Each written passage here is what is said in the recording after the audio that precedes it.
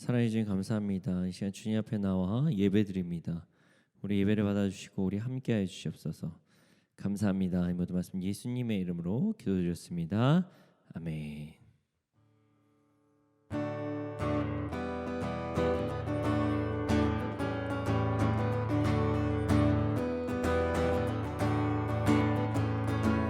주의 자비가 내려와 주의 자비가 봄비같이 주의 자비가 내려와 나를 덮네. 주의 자비가 내려와 주의 자비가 봄비같이 주의 자비가 내려와 나를 덮네. 해요 주의 자비하심과 해요 주의 은혜로 해요 나는 영원히 춤추리. 주의 자비가 내려와 주의 자비가 봄비같이 주의 자비가 내려와 나를 덮네. 주의 자비가 내려와 주의 자비가 봄비같이 주의 자비가 내려와 나를 덮네. 해요 주의 자비하심과 해요 주의 은혜로 해요 나는 영원히 춤추리. 해요 주의 자비하심과 해요 주의 은혜로 해요 나는 영원히 춤추리. 예수 사랑하심은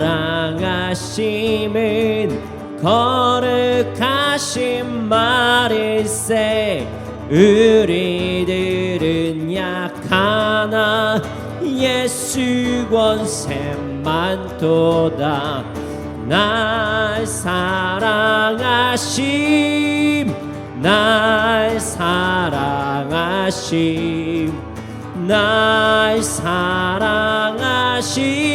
성경에 써있네.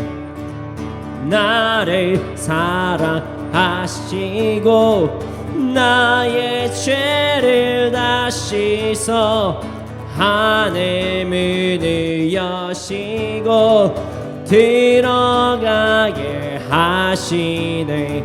날 사랑하심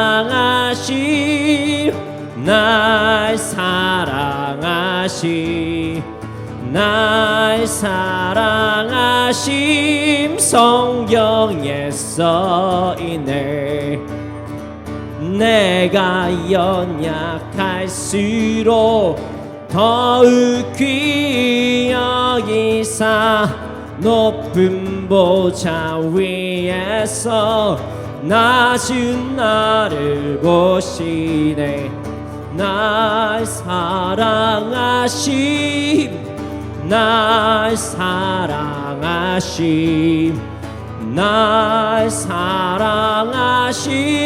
성경에 써있네.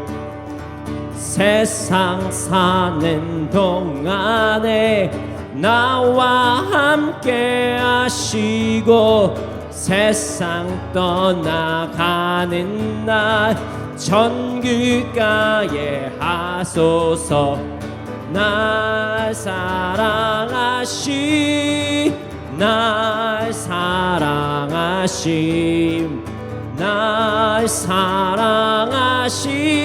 성경에 써있네. 예수 사랑하심이 거룩하신 말일세. 우리들은 약하나 예수 권세 많도다. 날 사랑하심 날 사랑하심 날 사랑하심 성경에 써있네. 나를 사랑하시고 나의 죄를 다시 서 하늘 문을 여시고 들어가게 하시네. 날 사랑하심 날 사랑하심 날 사랑하심 성경에 써있네. 내가 연약할수록 더욱이 여기사 높은 보좌 위에서 낮은 나를 보시네. 날 사랑하심 날 사랑하심 날 사랑하심 성경에 써있네. 세상 사는 동안에 나와 함께 하시고 세상 떠나가는 나 천국 가게 하소서. 날 사랑하심 날 사랑하심 날 사랑하심 성경에 써있네. 날 사랑하심 날 사랑하심 날 사랑하심 성경에 써있네. 날 사랑하심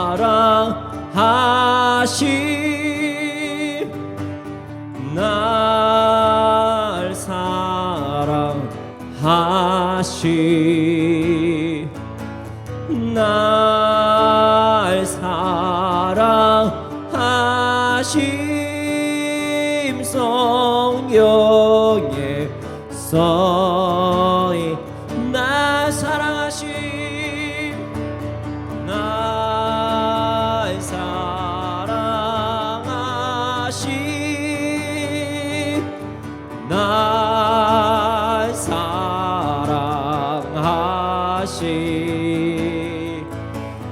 날 사랑하심 성경에 써있네. 주의 사랑을 주의 선하심을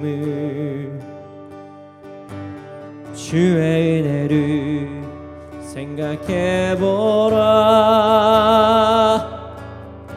하늘보다도 더 높으신 아버지의 사랑 크고 놀랍네.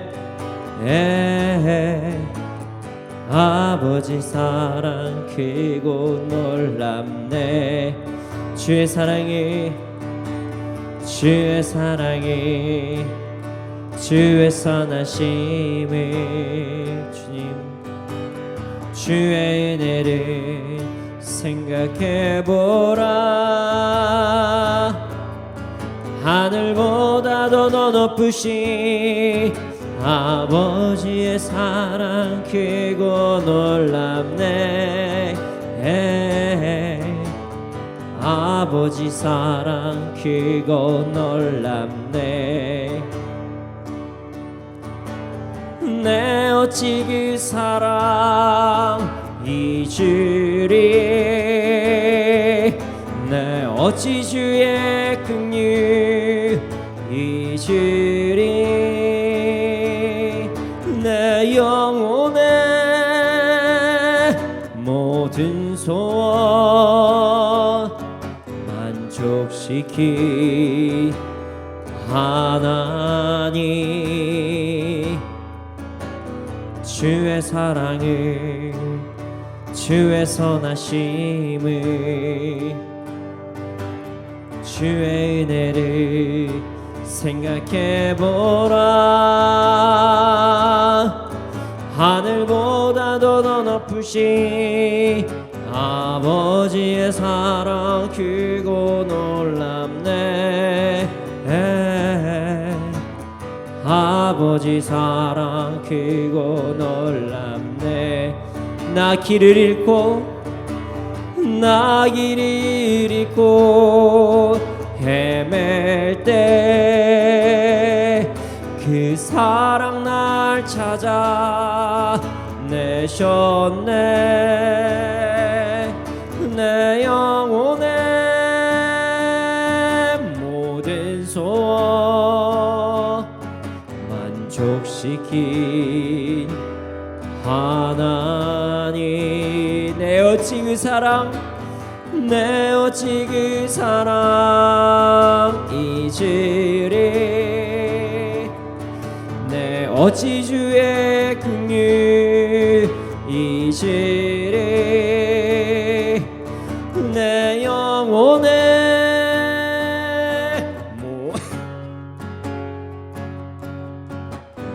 만족시킨 하나님. 나 길을 잃고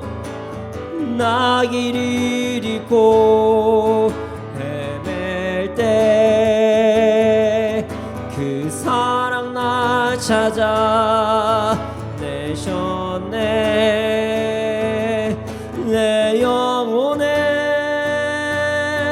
모든 소원 만족시키 하나님. 주의 사랑을 주의 선하심을 주의 은혜를 생각해보라. 하늘보다도 더 높으신 아버지의 사랑 크고 놀랍네. 아버지 사랑 크고 놀랍네. 이 시간에 기도하기 원합니다. 주님, 우리가 길을 잃고 헤맬 때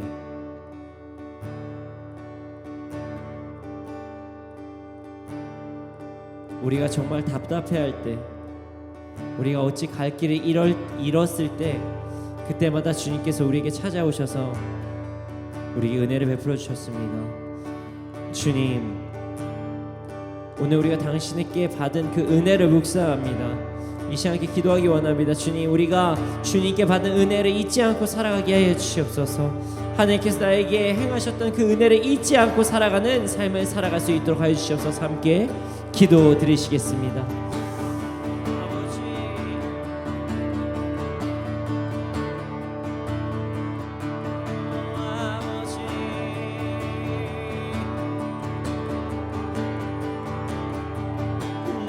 아버지,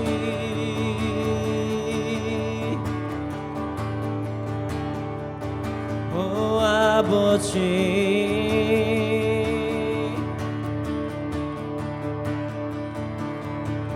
아버지, 주님의 은혜를 기억합니다. 내가 죄에 빠져 있을 때 그때도 나를 보시며 가슴 아파하시면서 정죄가 아닌 사랑으로 내 아들아 돌아오라 말씀하시던 주님을 기억합니다.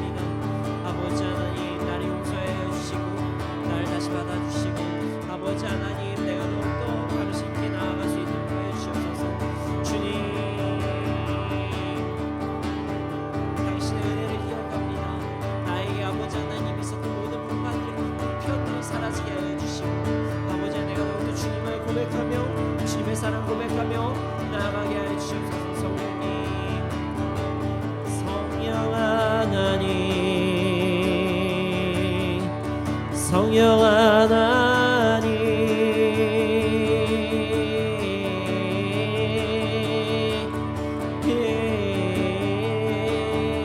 당신을 고백합니다. 당신을 바라봅니다. 당신을 찬양합니다. 이 시간 역사해 주시옵소서.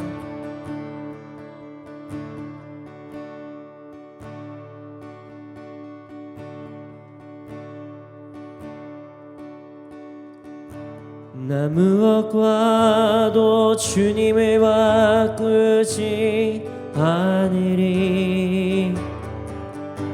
다른 어떤 은혜 구하지 않으리.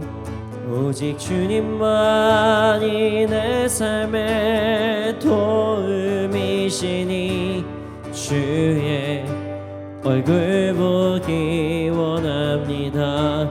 나 무엇과도 주님을 바꾸지 않으리. 다른 어떤 은혜 구하지 않으리. 오직 주님만이 내 삶의 도움이시니 주의 얼굴 보기 원합니다. 주님 사랑해요.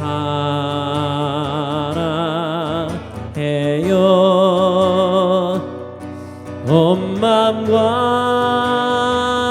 정성 다해 하나님의 신실한 친구 되기 원합니다. 나 무엇과도 주님을 바꾸지 않으리. 다른 어떤 은혜 구하지 않으리. 오직 주님만이 내 삶의 도움이시니 주의 얼굴 보기 원합니다. 주님 사랑해요.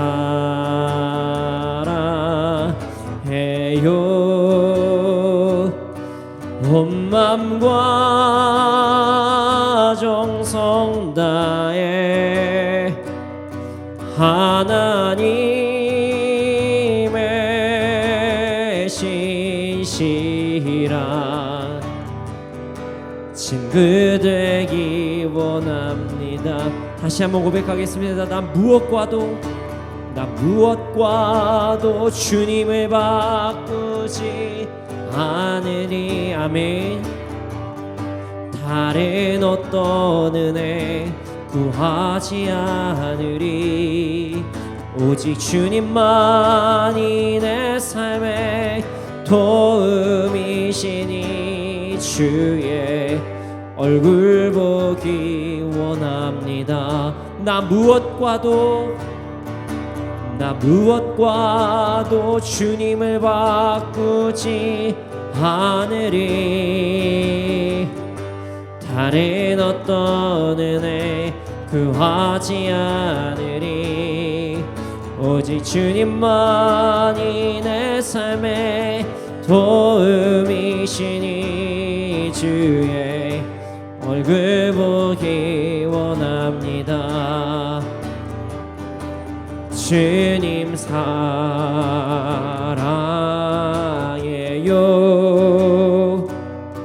온 마음과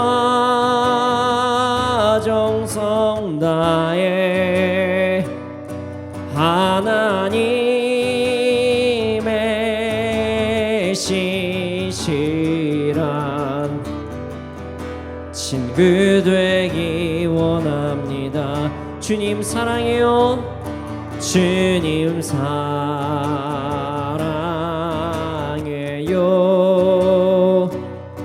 온 마음과 정성 다해 하나님의 신실한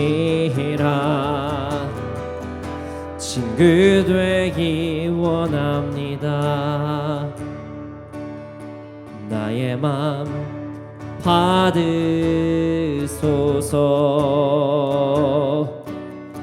오셔서 주님의 처소 삼으소서. 나의 전부이시 주여 내 맘을 받아주소서. 나의 맘 받으소서.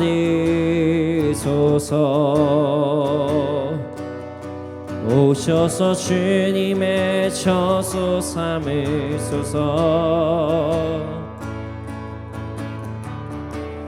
나의 전부이시 주여 내 맘을 받아주소서. 나의 맘 받으소서. 나의 맘 받으소서. 오셔서 주님의 처소 삼으소서.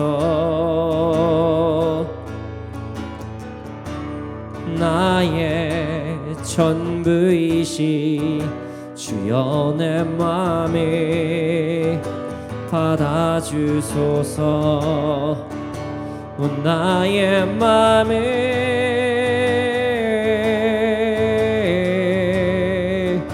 주님께 열었으니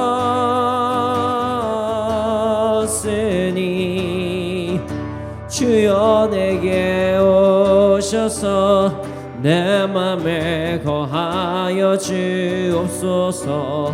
주가 기뻐하네 주의 성전 되게 하소서. 나의 맘 받으소서. 오셔서 주님의 처소 삼으소서. 나의 전부이신 주여 내 맘을 받아주소서. 나의 맘 받으소서. 나의 맘 받으소서. 오셔서 주님의 처소 삼으소서.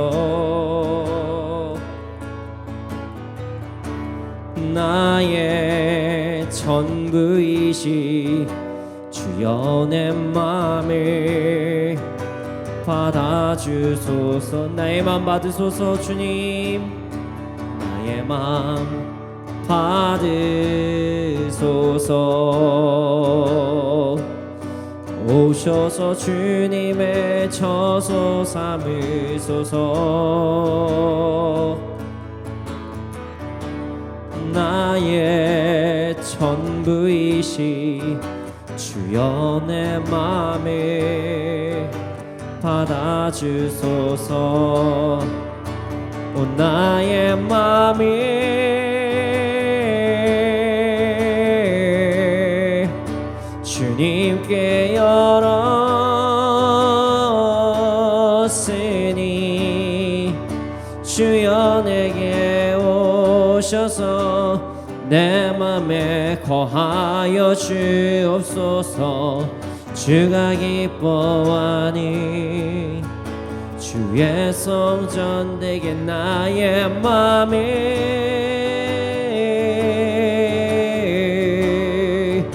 주에게 열었으니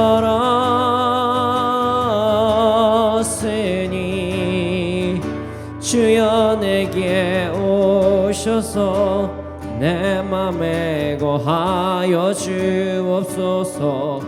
주가 기뻐하니 주의 성전 되게 하소서. 나의 맘 받으소서.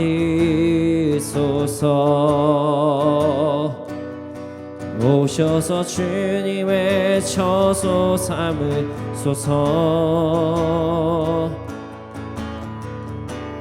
나의 전부이시 주여 내 맘을 받아주소서. 주여 내 맘을 받아주소서. 주여 내 맘을 받아주소서. 주 찬양합니다. 내 마음을 다해 주가 하신 놀라운 일들을 세상에 모두 전하리라. 주 찬양합니다. 내 마음을 다해 내가 주를 기뻐하며 찬양해. 할렐루야.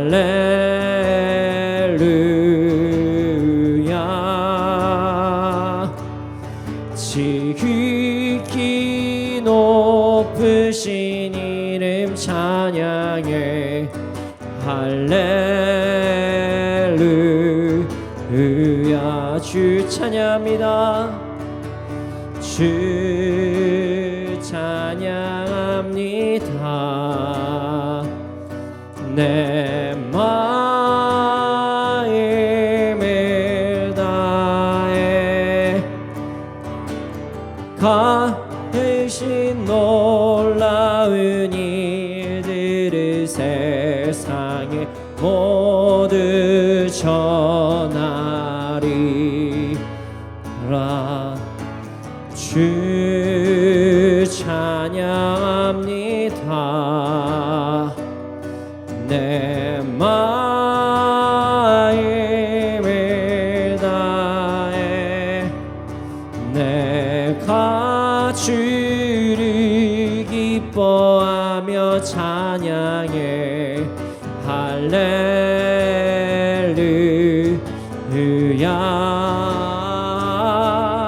지극히 높으신 이름 찬양해.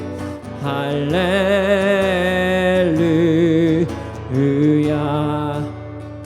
이 시간에 기도하기 원합니다. 주님, 우리가 이 시간 주님께 더욱더 집중할 수 있도록 하여 주시옵소서. 주님께 예배를 온전히 드릴 수 있도록 하여 주시옵소서. 주님, 우리가 당신만을 찬양하기 원합니다. 오늘 드린 예배가 하나님께 온전히 집중하고 찬양하는 예배가 되게 해 주시옵소서. 함께 기도드리시겠습니다.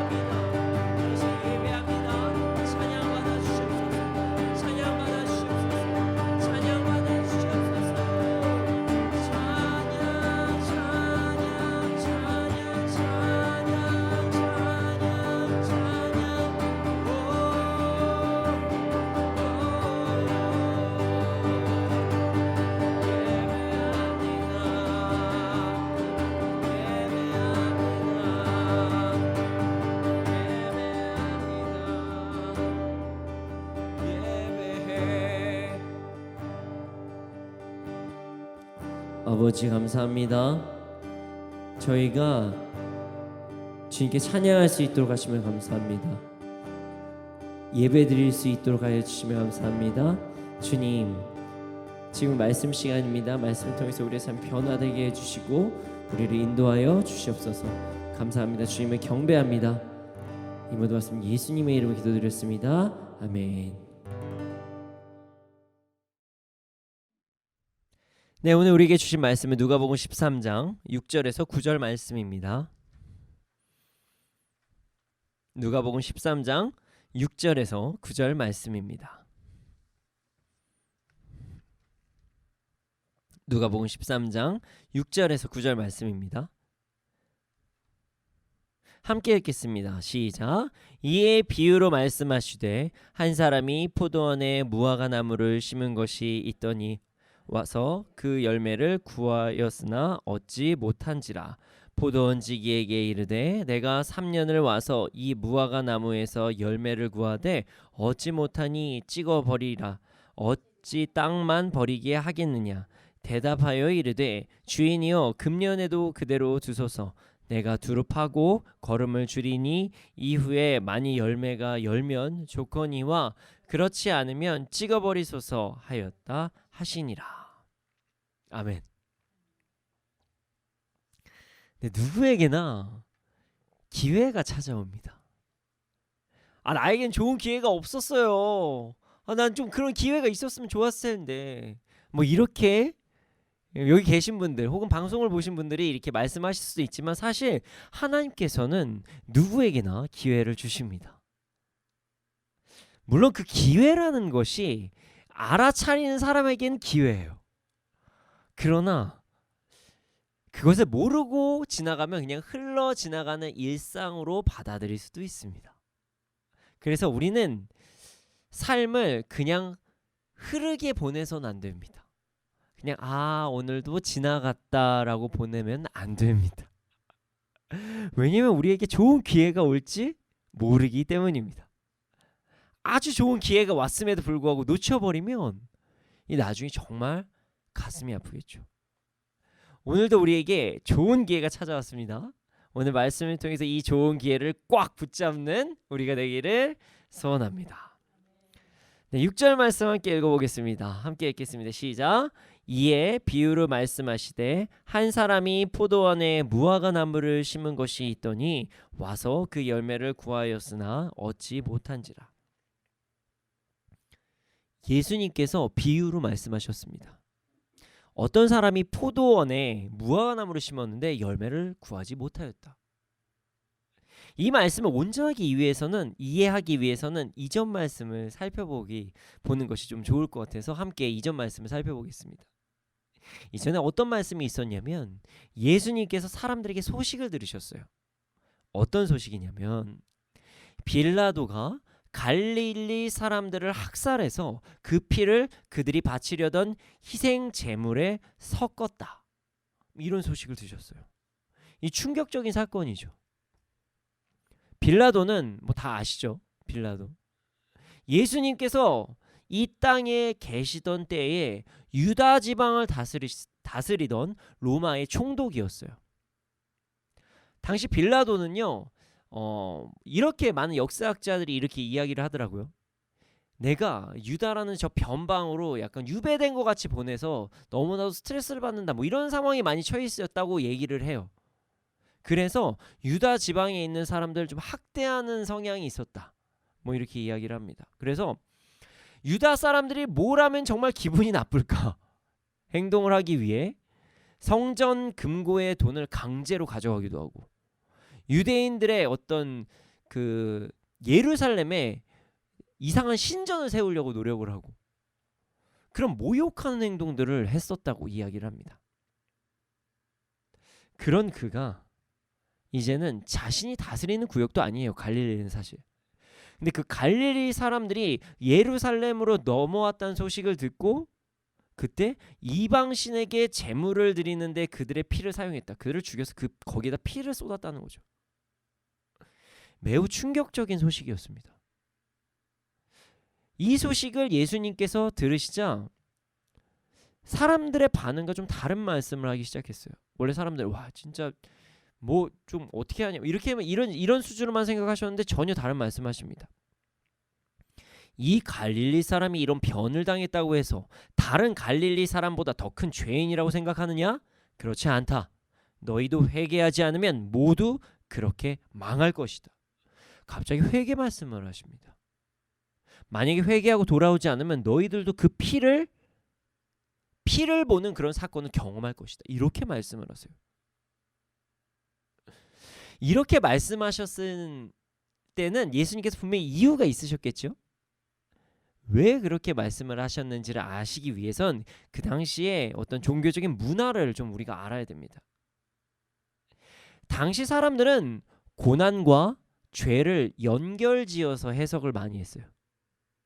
그래서 빌라도로 인해서 죽음을 당한 갈릴리 사람들이 죄인이 아니냐 뭐 이런 뉘앙스로 이야기를 했던 거예요. 더 큰 죄를 받은 거 아니냐. 그래서 예수님께서는 고난과 죄가 무조건적으로 연관이 된 것은 아니다. 이렇게 말씀을 하시고 모든 사람들이 다 회개하고 돌아와야 된다. 이렇게 말씀을 하신 것입니다. 그렇지 않으면 심판을 받는다.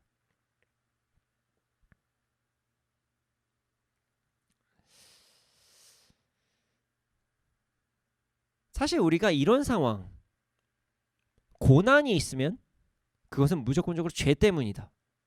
이렇게 받아들이는 당시의 유대인들, 이스라엘 사람들의 어떤 문화를 성경에서도 많이 접해보곤 합니다. 욥기가 대표적이죠. 사실 욥기가 대표적입니다. 욥이 고난을 받았을 때 욥의 세 친구가 사실은 처음에 위로를 하러 왔습니다. 욥 정말 괜찮나? 그런데 이야기를 하다가 갑자기 그 사람을 정죄하기 시작합니다. 너 네 죄 때문에 그런 거야. 당신 그 죄 때문에 그런 거야. 이제 회개해야 돼. 욥이 나는 그런 일이 없다. 아무리 나는 그런 행동하지 않았다 해도 아니야 뭐라도 있을 거야. 이 교만한 사람아. 이런 식으로 사람을 많이 몰아갔어요. 성경에는 이런 내용이 정말 많이 나옵니다. 그래서 현재에도 그렇게 생각하시는 분이 상당히 많이 있어요. 나에게 불행한 일이 찾아오면 그것은 다 나의 죄 때문이다. 이렇게 생각하시는 분들이 상당히 많습니다. 물론 하나님께서 우리가 죄를 실질적으로 짓고 있을 때 연약한 삶에서 나오지 않을 때 징계를 통해서 되돌아오게 하시기도 합니다. 저 또한 아시는 분은 아시겠지만 고난을 여러 번 당했죠. 저의 교만과 저의 연약함으로 인해서 내경색과 내경변과 여러 가지 고난들을 많이 받았습니다. 근데 저는 선물이라고 생각합니다. 지금 다 낫습니다. 당시에는 사실은 뇌경색이라고 지금 이야기를 하지만 정확하게 판단을 하지 못했고 하반신 마비가 왔었던 것이에요. 뇌경색 같다 뭐 이렇게만 이야기를 하시고 뇌경변은 실제로 있어서 제가 약을 꾸준히 먹었었으나 그것도 완전히 치유가 됐습니다. 정말 신기하게 그런 뇌파 자체가 찍히지 않는다고 얘기를 하더라고요. 이스라엘 백성들에게 그들이 정말 잘못된 행동을 할 때마다 돌아오라 말씀을 하시고 선지자들도 보내셨지만 그래도 안 돌아오면 주위의 강대국들을 사용하셔서 이스라엘 백성들을 치시기도 하셨죠. 그런 분이 하나님이십니다. 그런데 여러분 모든 고난이 죄악 때문은 아닙니다. 그래서 우리에게 하나님께서 선물로 주신 부분이 욥기예요. 하나님께서 더 큰 선물을 주시려고 하시거나 더 큰 깨달음을 주시기 위하심이나 아니면 하나님의 절대 주권으로 인해서 고난이 있을 때도 있다는 것입니다. 그렇기 때문에 예수님께서는 지금 고난이 무조건적으로 죄 때문이다. 이것은 아니다. 이렇게 말씀하신 거죠. 그리고 사람들에게 오히려 말씀하셨어요. 너희들 사람들을 그렇게 해서 정죄할 시간에 회개하고 돌아오지 않으면 너네들도 이런 상황에 겪을 수 있어. 심판을 받을지 몰라. 고난이 무조건적으로 죄 때문만은 아니지만 회개하지 않고 돌아오지 않으면 징계가 있을 것이야. 이렇게 말씀하신 것이죠. 예수님께서는 인간에게 있는 그 정죄, 정죄하고자 하는 연약함, 그것을 미연에 방지하시고 사람들에게 회개하고 하나님께 돌아오라고 말씀하신 것입니다. 스스로를 정죄하거나 타인을 정죄하려고 하는 그 정죄하고 싶어하는 그 욕구를 멈추고 그냥 그 자리에서 그냥 돌아오는 데만 집중해라. 나만 바라봐라. 이렇게 말씀하신 거죠. 그리고 나서 오늘 본문이 시작됩니다. 그런데 갑자기 포도원과 무화과나무의 비유를 말씀하세요. 포도원에 어떤 사람이 무화과나무를 심었는데 열매를 맺지 못했다는 말씀입니다. 이 비유는 우리가 두 가지를 가지고 해석을 할 수 있습니다. 저는 이 두 가지 해석이 모두 다 정말 일리가 있다라고 생각을 합니다. 첫 번째로 하나님께서는 아브라함을 통해서 이스라엘 백성을 세우셨습니다. 그리고 그들을 가르치셨어요. 그리고 기르셨습니다. 애굽에서도 돌아오게 하시고 많은 민족을 이룰 수 있게 하나님께서 허락하시고 돌보셨습니다. 선지자를 보내셨고 말씀 또한 주셨습니다. 그러나 이스라엘 백성은 그에 맞는 삶을 살아내지 못했어요. 그래서 자신의 신분, 하나님의 백성, 그 제사장의 나라로서의 그 열매 맺지 못한 상황을 예수님께서 비유로 지금 말씀하고 계신 것입니다. 이스라엘아 들으라. 너희들은 지금 열매를 맺지 못하고 있다. 이게 첫 번째 해석입니다. 그 두 번째 해석은 이것입니다. 예수님께서 이 땅에 오셨습니다. 그리고 많은 사람들에게 천국 복음을 전하셨습니다. 제자도 세우셨습니다. 많은 이사와 기적들도 행하셨습니다. 그러나 사람들은 복음의 본질에 집중하지 않았어요. 기적과 이사만을 집중하거나 나한테 어떤 현실적인 이로움이 있을지 없을지에만 집중하거나 아니면 내가 기뻐하는 것들, 내가 원하는 어떤 치유와 내 몸의 회복이나 아니면 나의 어떤 물질의 회복이나 뭐 이런 데만 집중을 하고 혹은 로마의 압제에서 벗어나는 데만 집중을 했어요.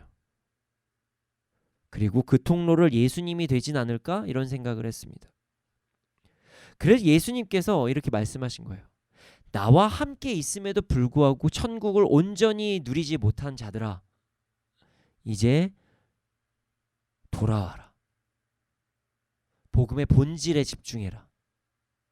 저는 이 두 가지 해석 모두가 정말 괜찮은 해석이라고 생각을 합니다.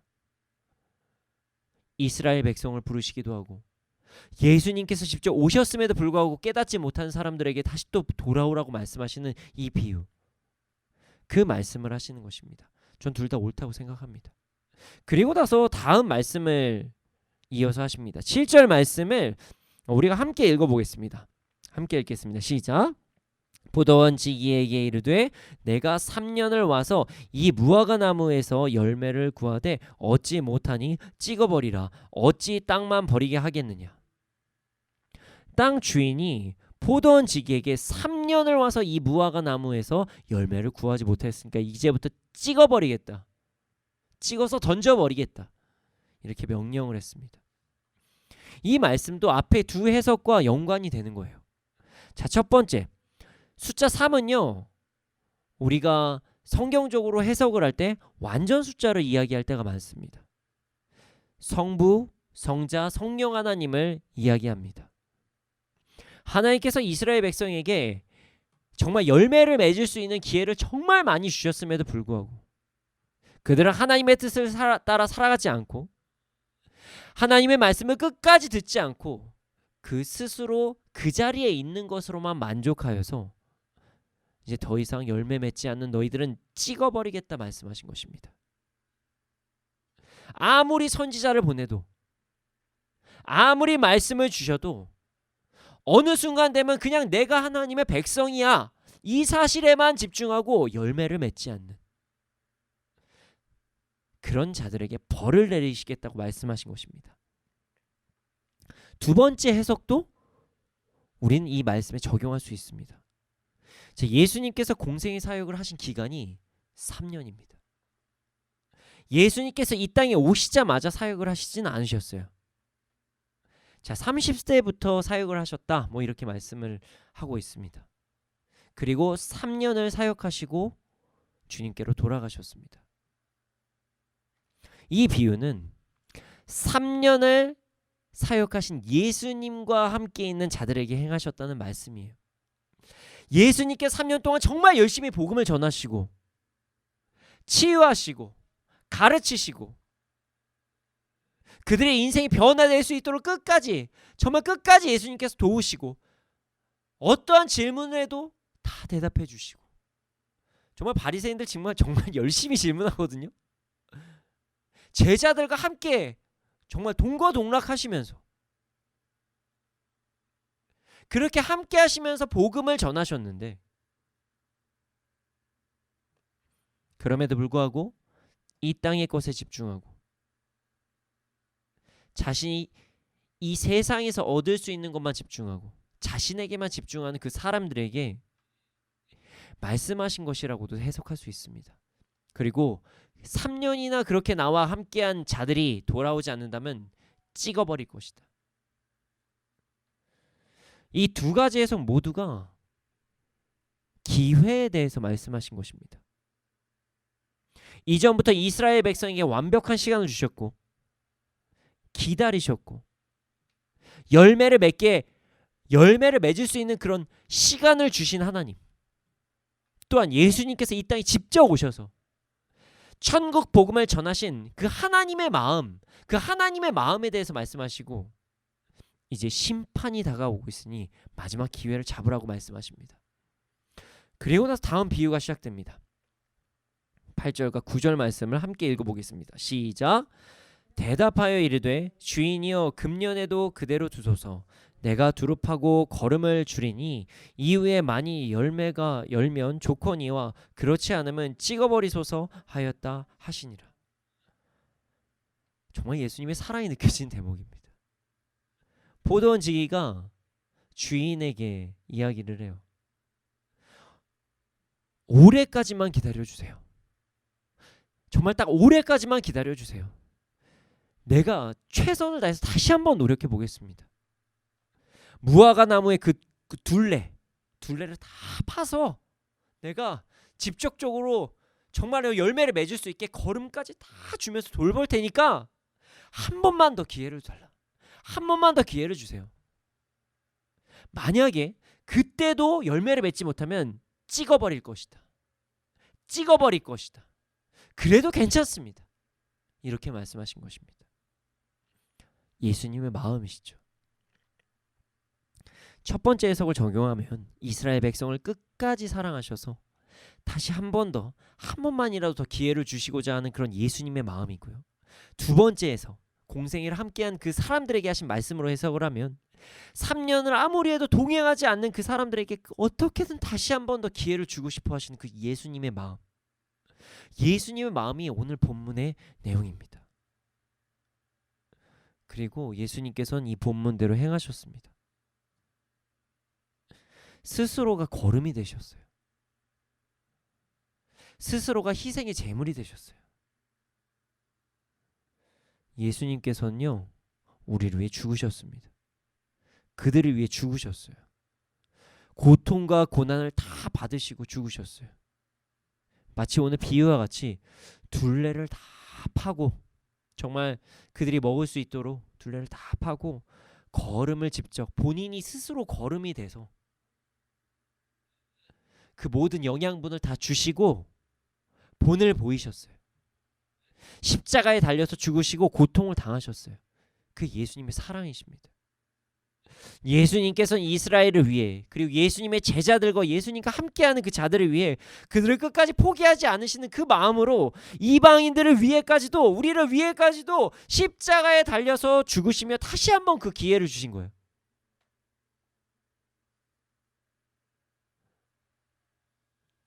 하나님께 찍힘을 당하지 않게 하시려고, 그들이 심판받지 않게 하시려고, 천국을 누리면서 살아갈 수 있도록 마지막까지 기회를 한 번 더 주신 것입니다. 우리가 지금 예수님을 믿고 천국 시민이 되어서 하나님의 자녀가 되어서 살아갈 수 있게 된 것은 예수님의 그 정말 걸음과 같이 희생하신 그 사랑 때문이라는 사실을 우리는 절대로 잊어서는 안 됩니다. 하나님께서는 이스라엘 백성에게 기회를 주셨어요. 구약 성경을 읽어보면 정말 많은 기회를 주셨습니다. 자, 이스라엘 백성들을 돌보셨어요. 어디서부터 시작을 해야 될까요? 에덴 동산에서부터 시작을 해야 될까요? 도대체 어디서부터 시작해야 될지 모르겠어요. 그렇게 사랑해서 사람을 창조하시고, 그리고 또 그들이 또 죄악된 삶을 하면은 또 에덴 동산에 계속 있으면 또 죄 계속 지을 거 아니에요. 그러니까 내보내신 거거든요, 사실. 영원히 죄 지으면 안 되잖아요. 그리고 또 말씀도 주시고 돌아오라고 하시고 직접 말씀하시고, 그러다가 아브라함을 통해서 이스라엘 백성들을 만드시고 이스라엘 백성들을 또 돌보시고, 그들이 돌보심에도 불구하고 또 타락을 하면 하나님께서 강대국을 통해서 야야야 그러면 안 돼, 그러면 안 돼, 제발 정신 좀 차려, 야 이러다가 너네 진짜 혼난다 라고 말씀하시면서 강대국을 통해서 역사하시고, 그러나 처음부터 완전히 버리시지 않으세요. 기다려 주십니다. 이스라엘 백성, 유다 백성들이 처음부터 포로를 끌려갔나요? 아니에요. 선왕들도 있었어요. 블레셋 다 이겼던 그 다윗도 있었습니다. 하나님께서는 그들을 완전히 버리시지 않으셨어요. 포로에 잡혀갔죠. 그럼에도 불구하고 이스라엘 백성을 거기에서도 남겨주셨어요. 그들이 끝까지 부르짖고 부르짖어서 이제는 예수님이 직접 오셨어요.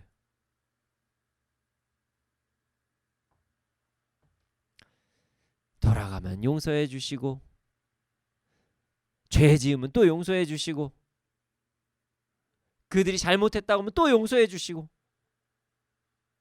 70번씩 7번을 사실 하나님이 먼저 그렇게 하셨어요. 그러다가 예수님까지 오셨어요. 신구약의 그 중간기의 그 어둠을 밝히시고 이 땅에서 신이신 예수님이 이 땅에 오신 거예요. 하나님께서 인간이 돼서 오신 거예요. 예수님께서 천국 복음을 전하셨습니다. 신이 인간이 되셔서 직접 복음을 전하셨어요. 여기서부터도 한번 이야기를 해보죠. 처음엔 예수님 따르는 사람들도 많았어요. 와, 저 말씀 진짜 귀하다.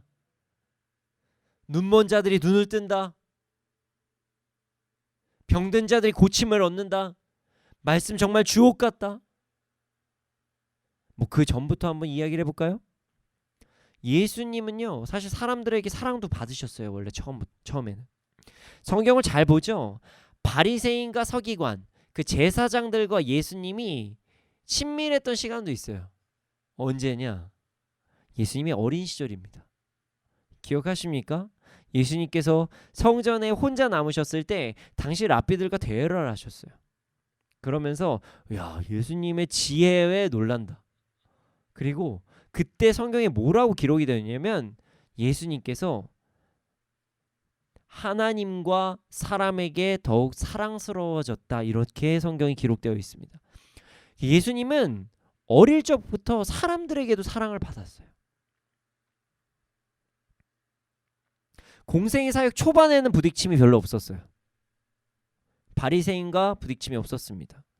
그러나 그들의 연약함을 이야기할 때, 자신이 내세우는 잘못된 종교적인 원칙과 예수님의 말씀이 부딪히고 내 마음대로 하고 싶은데 내 마음대로 못하게 할 때, 그들이 얘기하는 그들이 요구하는 주권과 예수님의 말씀이 부딪힐 때, 그때부터 트러블이 시작됐습니다.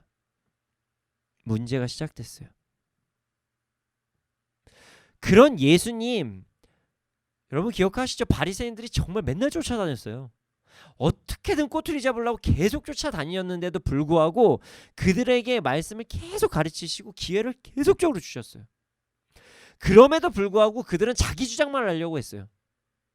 조금만 억울하면은 진짜 당신 문제 있어요. 나 억울해서 당신 못 믿겠어요. 당신 뭔가 문제 있는 거 아니에요?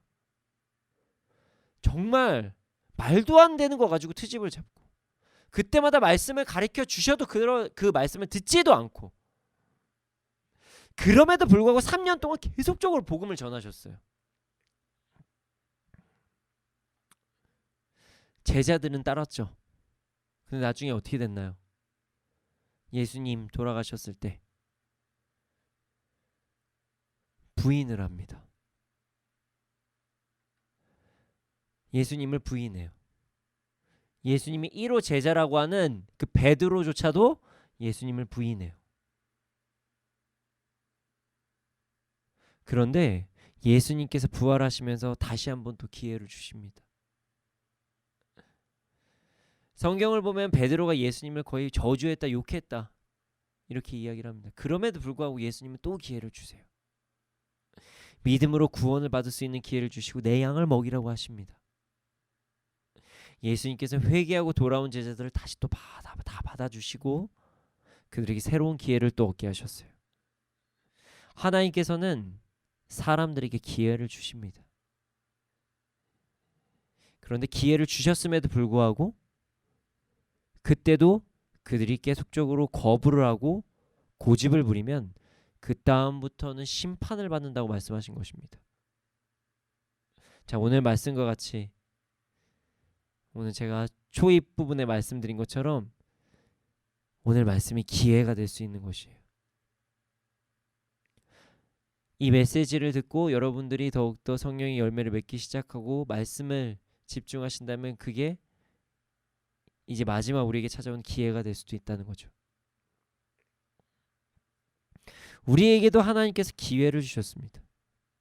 첫 번째 기회는 복음을 받아들일 수 있는 기회예요. 많은 사람들이 복음을 전하고 있습니다. 자, 예수님에 대해서 전해요. 자, 우리 스마트폰만 키잖아요. 예수님만 쳐도 좋은 말씀 정말 많이 나오고요. 복음에 대해서 얘기하는 사람들 정말 많아요. 심지어 길거리에서 복음을 전하는 사람들도 많습니다. 노방전도라고 하죠. 저도 그 사람 중에 하나였습니다. 저도 길거리 전도를 정말 많이 했는데요. 지금 코로나로 인해서 전도를 하지 못하고 있습니다. 좀 안타깝죠. 언젠가 다시 복음을 전할 날이 올 것이라고 믿습니다. 자, 이 복음을 통해서 많은 사람들이 주님께로 돌아옵니다. 그러니 복음을 받아들이지 않는 사람들도 있죠. 참 가슴 아픈 사건입니다. 주님께 돌아오는 그 기회를 놓치는 것만큼 안타까운 기회가 있을까요? 물론 복음을 받아들이려면 성령님의 은혜가 있어야 합니다. 그렇기 때문에 어쩔 수 없는 상황이 생길 수도 있죠.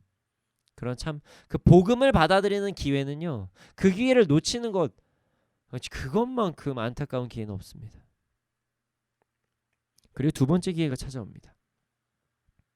제가 오늘 주로 이야기할 내용이 이 두 번째 기회예요. 복음을 아는 자들이 받는 기회예요. 복음을 아는 자들이 받는 기회. 예수님을 믿는 자들에게 찾아오는 기회입니다. 예수님을 믿지만 이 땅에서 복음을 누리지 못하는 삶을 살아가는 자들에게 찾아오는 기회를 이야기하고자 합니다. 열매를 맺어야 되는데 맺지 못하는 삶에 대해서 이야기하고자 합니다. 자, 그렇다면 우리가 열매 이야기를 하는데 도대체 우리가 맺어야 될 열매가 무엇일까요? 자, 믿는 자들이 맺어야 되는 열매는 성경에서 크게 두 가지로 이야기를 합니다. 첫 번째는 성령의 열매입니다. 자, 갈라디아서 5장 22절에서 23절 말씀을 보면 오직 성령의 열매는 사랑과 희락과 화평과 오래 참음과 자비와 양선과 충성과 온유와 절제니 이 같은 것을 금지할 법이 없느니라. 우리가 대표적으로 말하는 열매라고 이야기하는 것은요, 성령의 열매를 이야기해요. 자, 이 모든 9가지 열매에 대해서 구체적으로 설명하기엔 시간이 없으니까요. 제가 좀 이제 뭉뚱그려서 이제 좀 큰 맥락으로 짧게 말씀을 드리고자 합니다. 일단 이 성령의 9가지 열매는요, 우리의 마음과 관련이 있습니다. 우린 예수님의 마음을 본받아서 9가지 성령의 열매를 맺으며 살아가야 됩니다. 자, 사랑하는 것 마음이죠. 기뻐하는 것 마음이에요. 평화롭게 살고 평화로워지게 하는 것 이것도 마음이죠. 힘듦이 있어도 오래 참는 것, 이것도 마음이에요. 사람들에게 자비롭게 행동하는 것들, 자비도 마음이에요. 선한 행동을 하는 것들, 이것도 마음에 관련된 거죠. 하나님께 충성하는 것, 마음을 온유하게 하는 것, 절제하는 것, 다 마음에 관련되어 있습니다. 성령의 열매는 우리의 마음과 중심에 달려있다는 것입니다. 우리는 이 성령의 열매를 맺기 위해서 노력해야 됩니다. 자, 두 번째 열매가 있습니다. 중요합니다. 하나님 사랑과 이웃 사랑이에요. 어떻게 이것이 열매가 될 수 있냐? 궁금하시죠? 자, 요한복음 15장 8절에서 12절을 제가 좀 쉽게 세번역 성경으로 한번 읽어드리겠습니다. 너희가 열매를 많이 맺어서 내 제자가 되면 이것으로 내 아버지께서 영광을 받으실 것이다. 아버지께서 나를 사랑하신 것과 같이 나도 너희를 사랑하였다. 너희는 내 사랑 안에 머물러 있어라. 너희가 내 계명을 지키면 내 사랑 안에 머물러 있을 것이다. 그것은 마치 내가 내 아버지의 계명을 지켜서 그 사랑 안에 머물러 있는 것 같다. 내가 너에게 이러한 말을 한 것은 내 기쁨이 너희 안에 있고 또 너희 기쁨이 넘치게 하려는 것이다. 내 계명은 이것이다. 내가 너희를 사랑한 것 같이 너희도 서로 사랑하라. 사람이 자기 친구를 위하여 자기 목숨을 내놓는 것보다 더 큰 사랑은 없다. 이 말씀을 보면요, 계명을 말씀하시는데 하나님 사랑과 이웃 사랑이 큰 맥락의 열매라고 말씀하시는 것입니다. 우리가 맺어야 될 열매는 이 땅에서 하나님을 사랑하는 것, 사랑함으로써 어떤 행동들을 하고 사랑함으로써 어떻게 열매를 맺는 것, 내가 이웃을 사랑함으로써 어떠한 행동들을 하고 어떠한 마음을 갖고 있는 것, 이게 두 번째 열매예요. 하나님을 사랑하는 마음으로 하나님을 찬양하고 하나님께 순종하면서 나가는 것, 이게 열매입니다. 이웃을 사랑하고 섬기며 복음을 전하는 것, 이것도 열매입니다. 그래서 두 가지의 열매, 성령의 9가지 열매와 하나님 사랑, 이웃 사랑이 우리의 큰 두 가지 열매라는 것을 잊지 말아야 됩니다. 그런데 우리는 이 열매를 맺는 것이 기회라는 것, 그 기회라는 것을 잊고 살아갈 때가 너무나도 많아요. 그리고 놓치고 살아갑니다. 그리고 많은 분들이 이렇게 얘기를 해요. 이 열매를 맺는 것이 너무나도 힘들다. 힘든 삶이에요. 너무 고난이에요. 어려워요. 이건 열매가 아닌 것 같아요. 난 너무 고통스러워요. 이렇게 말씀하시는 분들도 계십니다. 근데 사실 열매를 맺는 것이 우리의 사명이고 역할이고 우리의 행복임에도 불구하고 그렇게 말씀하신다는 게 좀 가슴 아픈 일입니다. 자, 생각해 보십시오. 자, 사랑과 희락과 화평과 오래 참음과 자비와 양선과 충성과 온유와 절제를 이 땅에서 누리면서 살아간다. 그거만큼 행복한 삶이 없지 않을까요? 이 땅에서 불편함이 없잖아요. 이 마음들을 다 가지고 살아가면은 누가 제일 좋을까요? 우리가 제일 좋아요. 내가 제일 좋거든요. 성령의 9가지 열매를 맺으면 내가 제일 좋은 거예요. 그 열매를 맺는 사람이 좋은 거예요. 세상 진짜 편하게 사는 거 아닐까요? 하나님께서 우리에게 주신 미션, 또 다른 열매, 하나님 사랑과 이웃 사랑을 하잖아요. 그럼 우리의 삶의 목적이 회복되는 거예요. 그럼 그것이 가장 행복한 건 아닐까요? 그럼에도 불구하고 열매 맺는 삶이 마치 막 고난이고 힘들고 어렵다고 생각하는 이유는 무엇일까요? 그래서 열매를 맺으면 이 땅에서 누리면서 살아가야 되는데 그것이 기회임에도 불구하고 자꾸 거부하게 되고 저건 너무 좀 전 그 정도까지는 아니에요 라고 해서 너무나도 좋은 삶인데도 자꾸만 거부한 이유는 도대체 무엇일까요? 그 이유는 간단합니다. 주권 때문에 그렇습니다. 자, 우리의 주인이 하나님이라는 사실을 잊고 살아서 그렇습니다. 그러니까 내가 생각하기에는 참는 게 힘들어. 내가 생각하기에는 사랑하는 거 힘들어. 내가 생각하기엔 희락하기 힘들어. 내가 생각하기에는 이웃사랑 아우 못해 저 사람을, 이렇게 되는 거예요. 그러니까 이게 진짜 열매인데, 이게 진짜 열매고 우리의 삶이 풍성해지는 것임에도 불구하고 내 생각엔 아니라는 거예요. 내 마음엔 아니라는 거예요. 심지어 세상에서도 그게 무슨 열매야, 넌 그냥 호구지 이렇게 반응을 하니까 열매가 아니야. 이건 열매가 아니야. 나에게 고난을 주는 거고 나에게 고통을 주는 거야. 이렇게 생각하게 만드는 것입니다. 그런 생각에 사로잡히니까 그러면서 신앙생활을 하니까 어떻게 하든 뭔가 신앙적인 삶을 살면은 뭔가 되게 희생처럼 느끼는 거예요. 여기까지 제가 믿음이 부족해서 여기까지 믿음이 부족한 거는 뭐 인정을 하겠습니다. 저도 믿음이 부족해서 어려울 때도 있어요. 그러나 그 삶이 더 행복하다는 것까지 인정을 안 하신다면 그건 잘못됐다는 것이에요.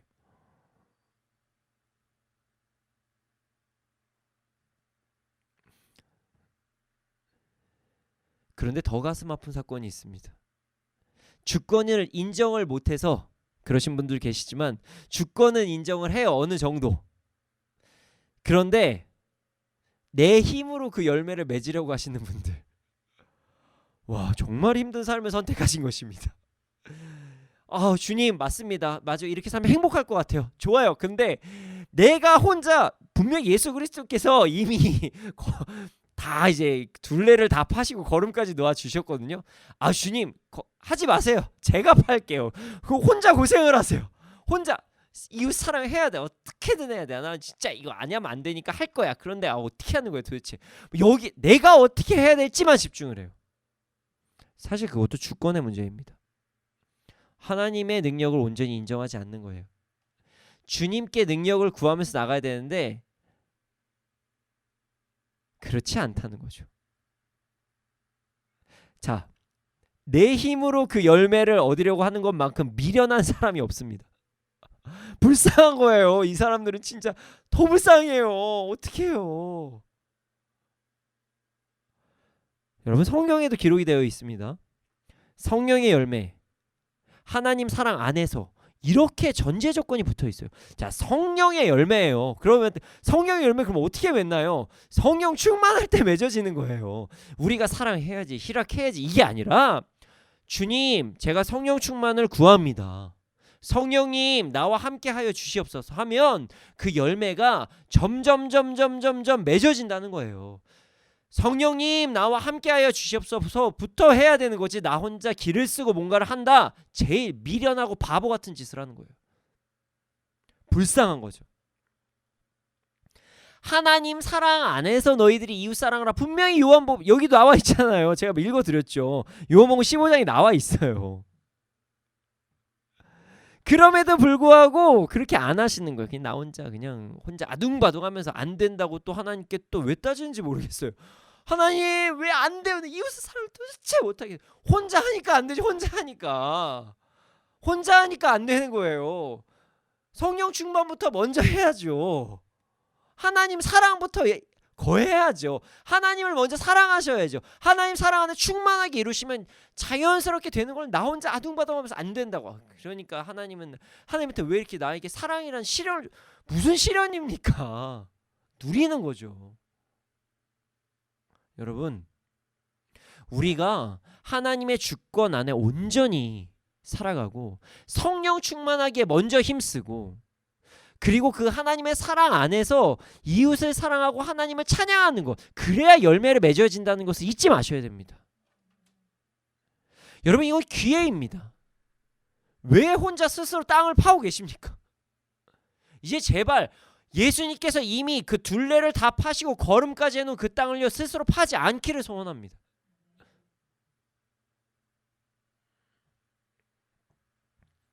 우리 모두 성령 충만하고 하나님을 사랑하고 그 사랑을 받으면서 열매를 맺는 우리가 되기를 소원합니다.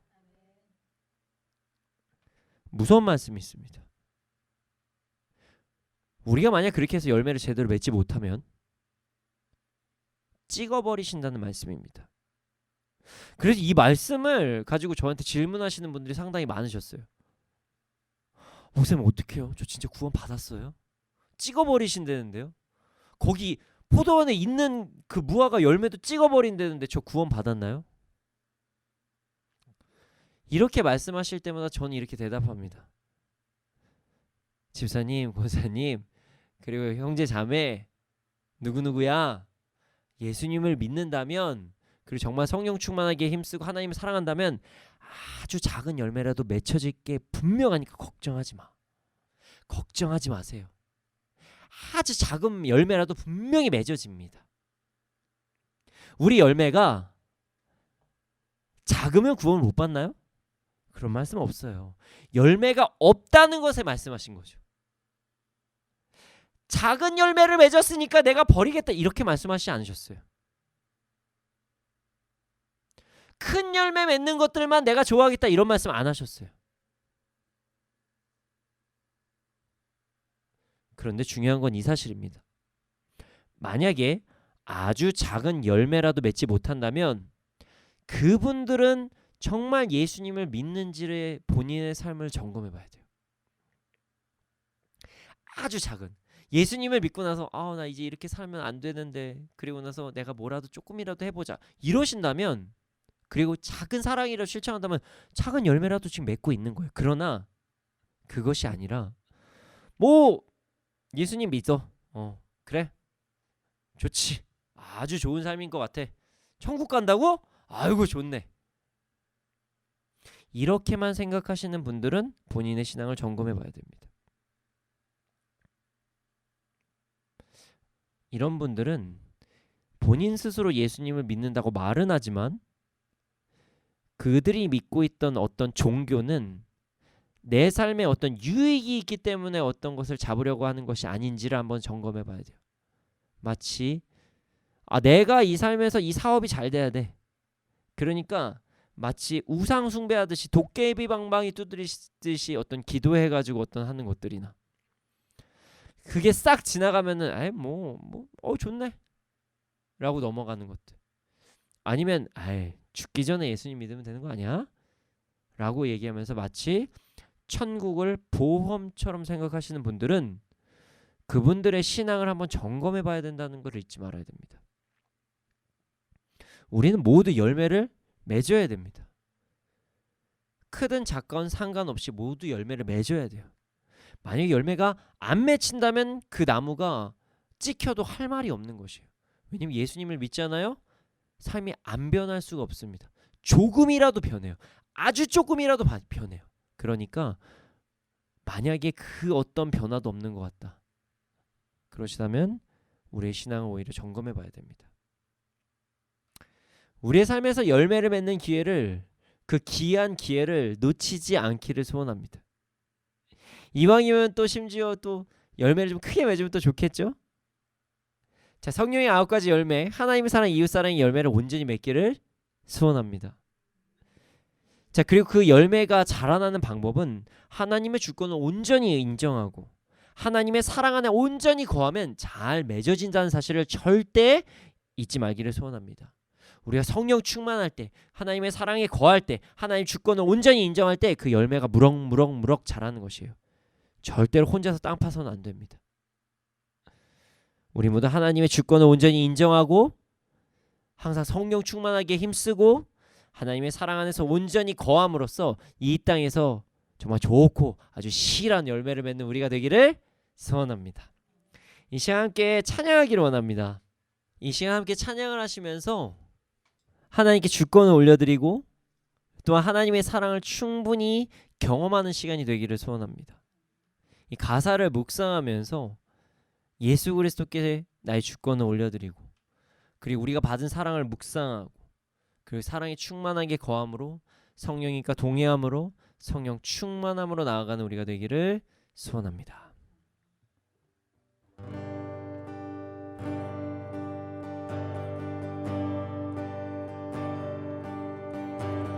아버지 사랑 내가 노래해, 아버지 은혜 내가 노래해.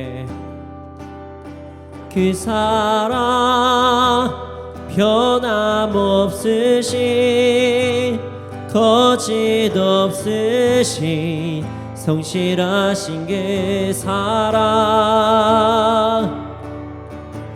상한 갈대 꺾지 않으시니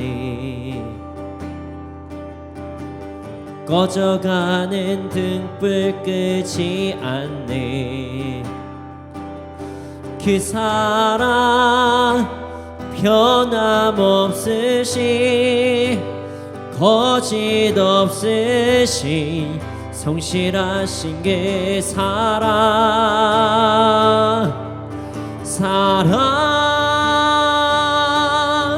그 사랑 날 위해 죽으신 나 위해 다시 사신 예수 그리스도 다시 오시길 사랑 죽음도 생명도 천사도 하늘의 어떤 권세도 끊을 수 없는 영원한 그 사랑 예수 아버지 사랑 내가 노래해 아버지 은혜 내가 노래해 그 사랑 변함없으신 거짓 없으신 성실하신 그 사랑 상한 때 꺾지 않으시는 꺼져가는 등불 끄지 않는 그 사랑 변함없으신 거짓 없으신 성실하신 그 사랑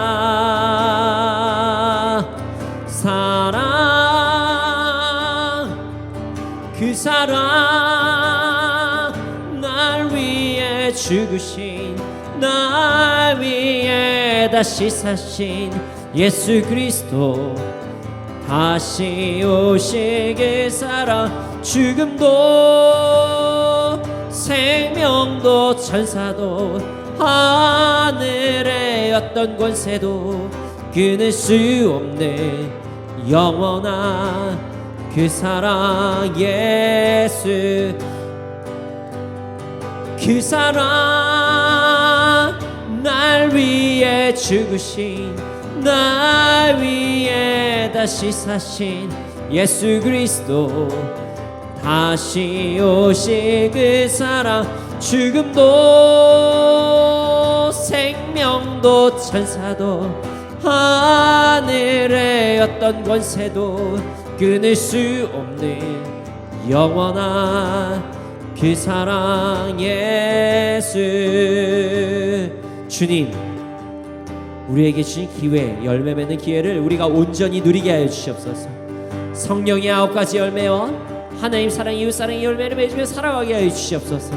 하나님께 온전히 주권 올려드리고 하나님의 사랑이 충분히 거함으로 큰 열매를 맺고 누리는 삶을 살아가게 하여 주시옵소서. 함께 기도드리시겠습니다.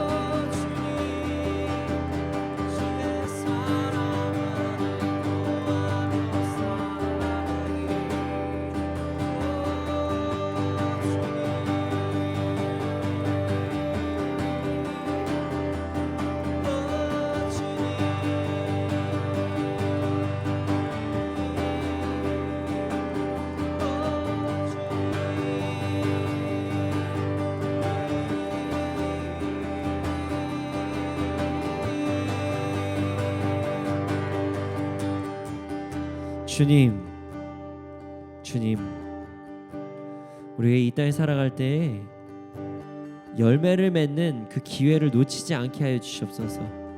성령의 9가지 열매와 하나님의 사랑, 이웃 사랑의 열매, 하나님을 찬양하며 이웃을 사랑하고 복음을 전하는 그 열매를 놓치지 않고 살아갈 수 있도록 하여 주시옵소서. 그러나 주님, 그 열매를 맺기 위해선 우리의 힘이 아니라 성령님께서 주시는 그런 은혜와 능력과 성령 충만함과 또 하나님의 사랑에 충분히 거하면서 나아갈 때 그 열매가 완전히 맺어질 것을 우리가 믿고 나아갑니다. 우리에게 성령 충만함을 허락하여 주시고 하나님의 사랑에 충만히 거할 수 있도록 우리 은혜를 베풀어 주시옵소서. 그래서 더 이상 내가 혼자서 그 열매를 맺어 보겠다고 노력하며 살아가는 것이 아니라 주님과 동행을 하며 성령 충만하며 주님의 사랑 안에서 열매를 온전히 누리면서 살아가는 우리가 될 수 있도록 하여 주시옵소서. 주님 그렇게 될 줄로 믿습니다. 감사합니다. 주님을 경배합니다. 이 모든 말씀 예수님의 이름으로 기도드렸습니다. 아멘. 주님 드려진 예물이 있습니다. 이 예물이 쓰여진 곳곳마다 30배, 60배, 100배 열매가 일어날 수 있도록 하여 주시옵소서. 지금은 우리 구주 예수 그리스도의 은혜와 하나님의 크신 사랑과 성령님의 감화감동하신 그 역사하심이 언제나 어느 때나 성령 충만하고 하나님의 사랑 안에 거하고 하나님의 주권을 온전히 인정함으로써 이 땅에서 성령의 9가지 열매와 하나님의 사랑, 이웃사랑 열매를 풍성히 누리는 자들의 머리 위에 그리고 이 나라, 이 민족 가운데 지금으로부터 영원토록 함께 있을 지어다. 아멘.